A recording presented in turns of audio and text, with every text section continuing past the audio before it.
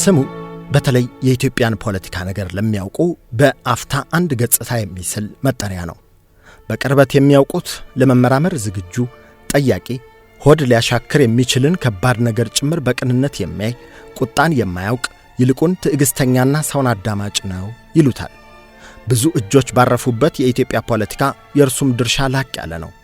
በኢትዮጵያ ታሪክ ውስጥ የጎላ ድርሻ ካሳረፈው ከዚያ ትውልድ አባል የነበረው ይህ ሰው አንዳንዶች እሱ ማለት ከብዙ የፖለቲካ አራማጆች በተለየ መልኩ ሀገሩን ለማገዝ ከመስራት ባለፈ ለስልጣን ያሮጠ የሰዎችን ሐሳብ አድማጭና አክባሪ ነው ይሉታል።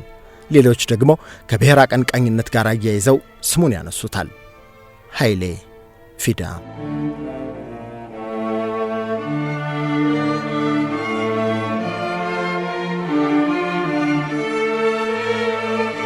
በዘውዳዊ ሥርዓት ስር በነበረችው ኢትዮጵያ አፈር ገፍተው የሚኖሩ አርሶ አደሮች በግብር አሰባሰብ በአስተዳደር ችግር የተጎዱ ነበሩ።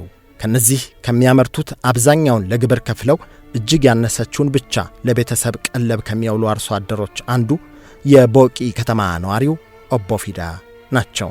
ከአያት ቅድመ አያት ጀምሮ ሲያርሱበት ከነበረ መሬታቸው የሚያገኙትን ምርት 75 ከመቶ አካባቢ ለከባቢዎች አስተዳዳሪዎች እየገበሩ 25 በመቶውን ብቻ ለቤታቸው ቀለብ ሲጠቀሙ የኖሩት ኦቦ ፊዳ ግብርና ለዕለት ጉርስ ከመሆኑ ውጪ ምንም ሊፈይድላቸው ባለመቻሉ እሱን ጣጥለው ወደ ምስራቅ ወለጋ ያቀናሉ። በአርጆ በቀን ሥራ ከዚያም በአናጢነት ተሰማርተው ሲሰሩ ሳለ ጉዲኒ ደጋ የተባለችው አቻ ተጣማሪያቸው ጋር ጎጆ ይቀልሳሉ። ያኔ ፊዳ በሥራቸው የተመሰገኑ የቤት አሰራር ሙያቸው ከመኖሪያቸው መንደር በብዙ ምዕራፍ ርቆ ጭምር ተሰምቶ አንተ ሥራልን እየተባሉ የሚጠሩ ሙያተኛ ሆነዋል። በዚህ ከሥራ ወደ ቤት በሚያደርጉት ምልልስ 40 ኪሎ ሜትር በላይ በእግራቸው ይጓዛሉ። ባለቤታቸው ወይዘሮ ጉዲኒ ወንድ ልጅ ሲወልዱ የተለመደው የበርካታ ኪሎ ሜትሮች ጉዞን ለመቀነስ ደግሞም ሥራቸውን በቅርብ ሆነው ለመፈጸም መደበኛ ኑሯቸውን በአርጆ ከተማ አደረጉ። የተወለደው ያብራካቸው ክፋይ የበኩር ልጃቸው ለሥራ ይበልጥ የሚያተጋቸው ሰው በተሰበሰበበት ስሙን እያነሱ የሚኩራሩበት አድጎ ተምሮ እኔንም እናቱንም ይጦራል ብለው ተስፋ ያደረጉት የነገ ስንቃቸው የዛሬ ብርታታቸው ነውና ኃይሌ አሉት። በትጋታቸው የሚያውቃቸው የሰፈሩ ሰውም ስማቸውን ረስቶ የኃይሌ አባት እያለ ይጠራቸው ጀመር። አዳጊው ኃይሌ ትምህርት ቤት ሄዶ ሲመለስ ጨዋታ አያምረውም። ወዲያውኑ በቤት ውስጥ ሥራ እናቱን ወደ ማገዝ ይገባል። በእጁ ወፍጮ ይፈጫል፣ ውሃ ይቀዳል። በዚህ ለእናት አለኝታኝነቱ የተስማማው የመንደሩ ኗሪም እናቲቱን ለመጥራት ሲሻ ሀደ ኃይሌ ነው የሚለው። የኃይሌ እናት እንደማለት። ኃይሌ ልጅነቱ ለወላጆቹ ብቻ ግን አይደለም፣ ለአካባቢው ነዋሪዎችም እጅግ ያስባል። ገና በዚያ ልጅ ግርነቱ ለእናቱ ውሃ ለመቅዳት እንስራ ይዞ ወንዝ ሲወርድ የመንደሩ ነዋሪ የመጠጥ ውሃም የሰውነት መታጠቢያም የልብስ ማለቅለቂያም የሚጠቀመው ከአንድ ወንዝ መሆኑ ለልጅ ልቡ አልተመቸውም። ከትምህርቱ ባገኛት ዕውቀት ይህ ልማድ ማህበረሰቡን እንደሚጎዳ አውቆታል። እናም ዘዴ ፈለገ። ከዛፍ ግንድና ቅርፊት ከሸንበቆ አገዳ እያሰባጠረ በሠራው የውሃ ማስቀየሻ ለመጠጥና ለአጠባ የሚሆነውን ውሃ ሊያይቶ እንዲፈስ አደረገ። በዚህ የመንደሩ ሰው ሁሉ ተጠቅሞ መማረስ እንዳንተ ይሉት ነበር ኃይሌ ፊዳን። ኃይሌ ያየው ችግር ግን የብቻ አይደለም። አባቱ ፊዳ ከሚወዱት ግብርና ከመሬት ይዞታቸው ለምን ገለል እንዳሉ በታሪክ ነገራም በሙዚቃ መልክም ሲተነፍሱ ይሰማልና ለዚህ ችግር መፍቻ ምን ማድረግ እንዳለበት ባያውቅም ነገሩ ሲከነክነው ቆይቷል። ለጊዜው በእጁ ላይ ያለው አማራጭ ትምህርቱ ላይ መበርታትና ያንን ማሳካት ብቻ ነውና እንዲሁ አደረገ። አባቱ ራሳቸው በአናጢነት ሥራ የተሳተፉበት በአካባቢው ያለው እስከ 5ኛ ክፍል ብቻ የሚያስተምር የቆርቆሮ ትምህርት ቤት በነበረው ቆይታው ኃይሌ ከአንደኛ ደረጃ ዝቅ ሳይል ገሰገሰበት። በትምህርቱ ገፍቶ ጄኔራል ዊንጌት ትምህርት ቤት ገብቷል። እዚያ ተማሪ ቤት ደግሞ በደብተር ላይ ከጻፈው የሂሳብ እና እንግሊዝኛ ሌላም መሰል ትምህርት ባሻገር የሕይወቱን አቅጣጫ የቀየረ ክስተት በኢትዮጵያውያን አቆጣጠር የካቲት 26 ቀን 1945 ዕለተ ሐሙስ ተፈጠረ። በዚያች ዕለት ማለዳ የትምህርት ቤቱ አስተዳዳሪን ጨምሮ ሁሉም መምህራን ከፊት ቆመው ተማሪዎች ተሰልፈው ሰንደቅ ዓላማ ከፍ እያለ ነው። የሰንደቅ ዓላማ ክብር ከፍ ብሎ ከተሰማ በኋላ ርዕሰ መምህሩ ንግግር ማድረግ ጀመሩ። ይህች ዕለት ታሪካዊት ናት፣ ዓለማችን አንድ ታላቅ ስብዕናን አጥታለች ብለው የአንድ ግለሰብን ታሪክ አነበቡ። ጉብሉ ኃይሌ ፊዳ የሰውየው ታሪክ የተከተለው ርዕዮተ ዓለም አስደንቆታል። በርዕሰ መምህሩ የተተረከው ታሪክ የቀድሞው የሶቪየት ኅብረት መሪ ጆሴፍ ስታሊን ነገር ነው። ከልጅነቱ ጀምሮ የሚያብሰለስለው የቤተሰቦቹና የቀየው ነዋሪ የከረመ ችግር የሚፈታው በዚህ ርዕዮተ ዓለም እንደሆነም አመነ። በቃ ሶሻሊስት ነኝ ብሎ ለራሱ አወጀ። የፖለቲካ ፍቅሩም እዚህ ጋር ጀመረ።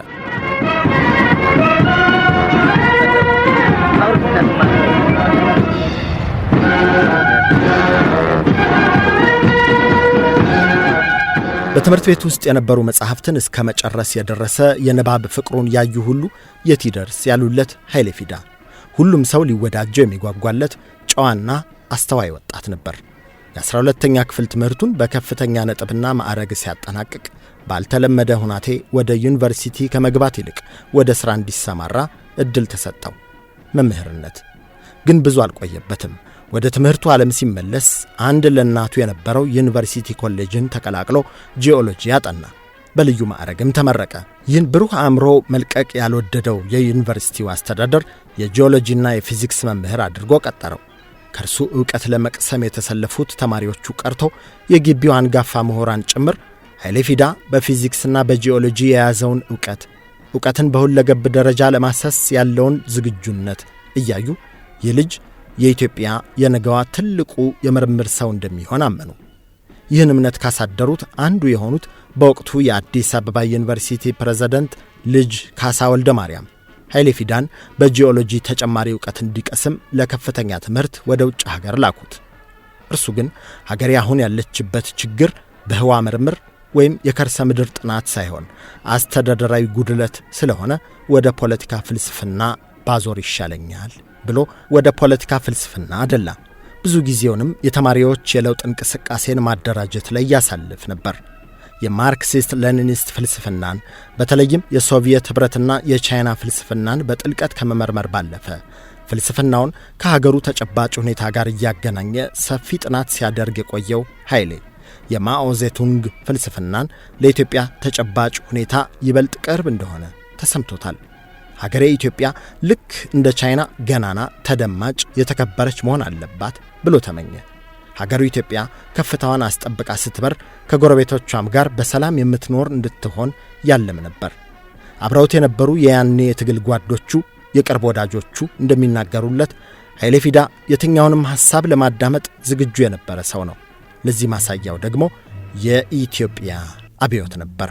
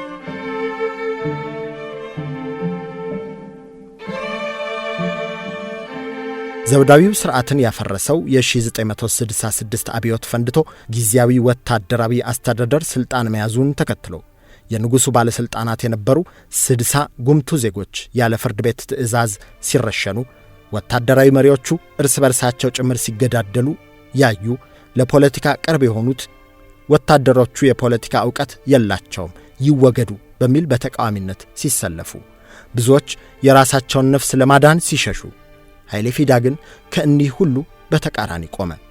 ኃይሌ ፊዳና የግሌ ትዝታ በሚል ርዕስ መጽሐፍ ያሳተሙት ዶክተር አማረ ተግባሩ በዚያ መጽሐፋቸው ላይ ኃይሌ ስለ ደርጉ መሪ ምን ያስብ እንደነበር ሲጠቅሱ ኃይሌ በጥቅምት 1967 የተናገረውን ንግግር አስቀምጠዋል።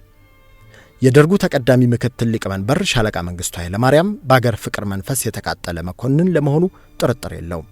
ይህ የአገር ፍቅር መንፈስ ግን በዴሞክራሲ ካልታረቀ ሻለቃው ውሎ አድሮ አረመኔና ፋሺስታዊ መሆኑ የማይቀር ነው ነበር ያለው ኃይሌ ፊዳ።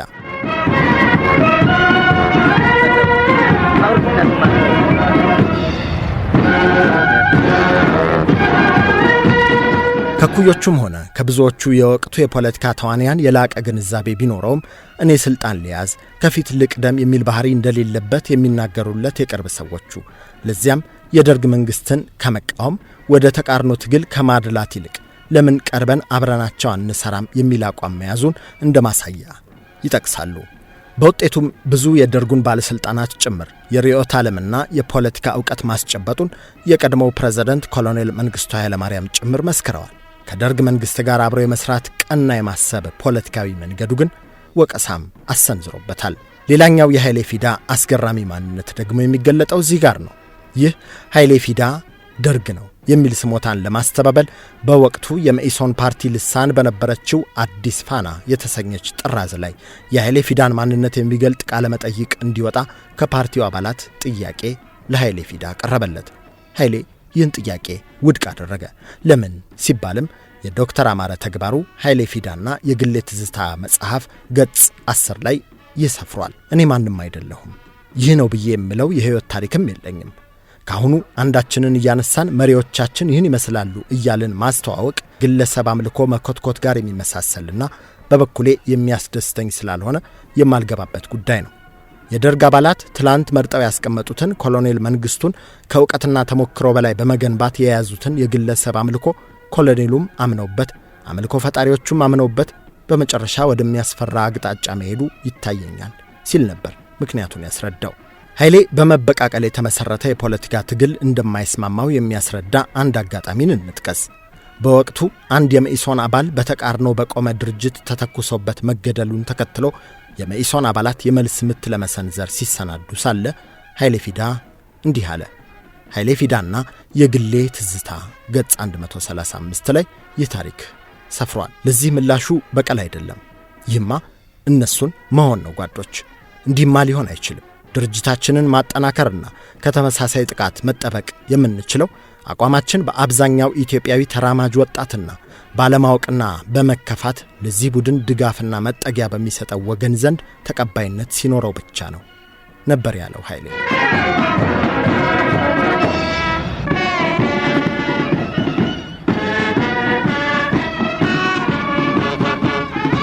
የኃይሌ ፊዳ ትግል ብሔረሰባዊ ወይስ ሀገራዊ?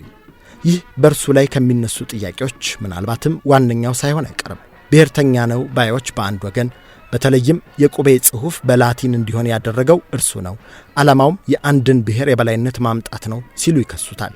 የኃይሌ ማንነት ከዚያ በተቃራኒው ነው የሚሉት ደግሞ እሱ እንኳንስ ብሔሩን ቤተሰቦቹን ጭምር ለይቶ ከፍ የማድረግ ፍላጎት የለውም ሲሉ ይመሰክራሉ።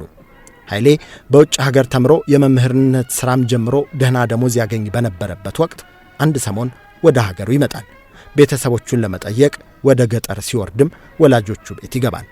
ይሄ ልጃቸው ዛሬ ያውም በአውሮፓ ከፍተኛ ደሞዝ ተከፋይ መሆኑ ሲነገራቸው አባቱ አንድ ጥያቄ አቀረቡ። ልጄ ለምን ወፍጮ አትተክልልንም? የኃይሌ መልስ ምን ሆነ? አባቴ አዎ ዛሬ ላንተና ለናቴ ወፍጮ ተክዬ እናንተን ማገዝ የምችልበት አቅም አለኝ። ነገር ግን የአካባቢው ሰውስ? ሌላው ወገንስ? ሁላችንም በጋራ ከዚህ አረንቋ መውጣት እንጂ አንዳችን ቀድመን አንዳችን ወደ ኋላ መቅረት የለብንም እንዳላቸው ቤተሰቦቹ ይናገራሉ። ዶክተር አማረ ተግባሩም ይህንኑ ማሳያ የሚሆን አጋጣሚን በመጽሐፋቸው አስፍረዋል። በመጽሐፉ ገጽ 8 ላይ ኃይሌ በብሔር ማንነት ላይ ቆመው ትግል ስለጀመሩ ወጣቶች ምን እንደሚያስብ የሚያሳየው ክፍል ይገኛል። አሁን ያለንበት ዘመን የኛ አይነቱ ህዝቦች የሚቀራረቡበት የሚተሳሰሩበት ዘመን እንጂ ተለያይተውና ጥቃቅን መንግስታትን አቋቁመው ያንዱ ወይም ሌላው ኃያል መንግስታት ጥገኛ የሚሆኑበት አይደለም ሲል ነበር እምነቱን ያንጸባረቀው። ይህን መሳይ አእምሮ የያዘው ኃይሌ ፊዳ ግን ሐሳቡን ማዳወር እንጂ ለመቋጨት አልበቃም። 37ኛ ዓመቱን በያዘ ሰሞን በ1971 ለጥያቄ ትፈልጋለህ ተብሎ በመንግስት የጸጥታ ኃይሎች ተወሰደ። ከዚያን ጊዜ ወዲህ የት እንደደረሰ ማንም አያውቅም። አባቱ ፊዳ ጉማ፣ እናቱ ጉዲኒ ደጋ፣ 4 ወንድሞቹና 3 እህቶቹ፣ ፈረንሳዊት ባለቤቱ በርናዴት፣ ልጆቹ ሳራና ዮዲት በትክክል ምን እንደደረሰበት ቀርቶ የት እንደተቀበረ እንኳ ሳያውቁ የኃይሌ ፊዳ ነገር ተድፈንፍኖ ከቀረ 47 ዓመታት አለፉ። ከቤተሰቦቻቸው አባላት አንዱ አባቱ በዚሁ ሐዘን ምክንያት ሕይወታቸው እንዳለፈ ነግሮናል።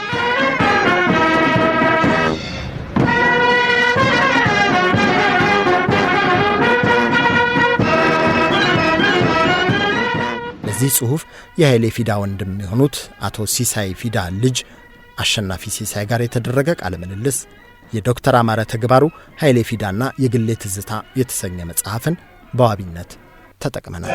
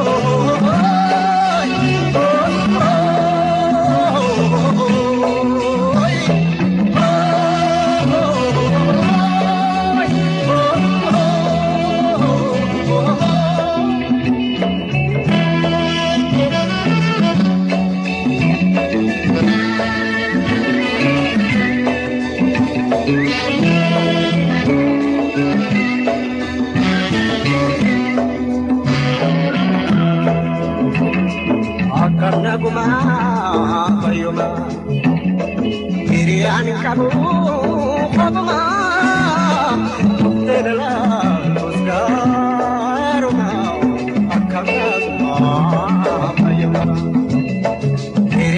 kabu hopma uttenalal skaruma akadma payuma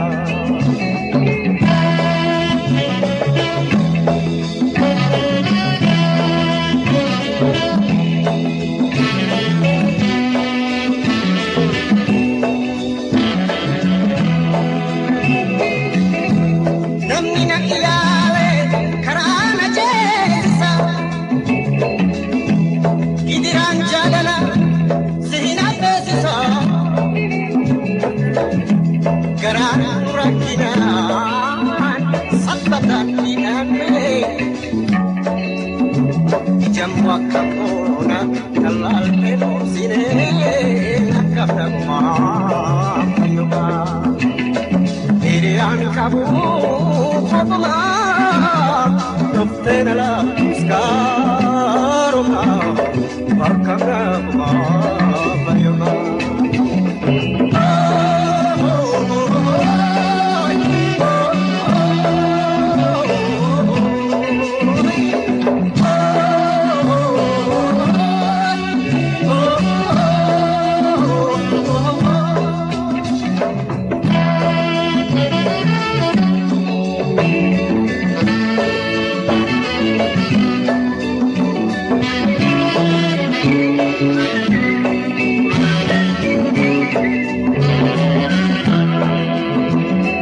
Akabaguma ayuma irian kabu hopma uttenala skaruma akabaguma ayuma irian kabu hopma uttenala skaruma akabaguma ayuma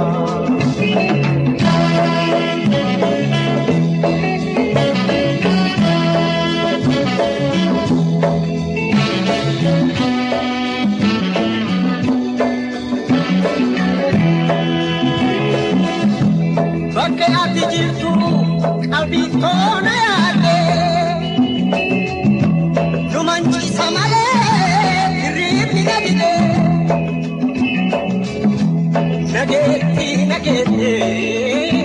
Nageti jirado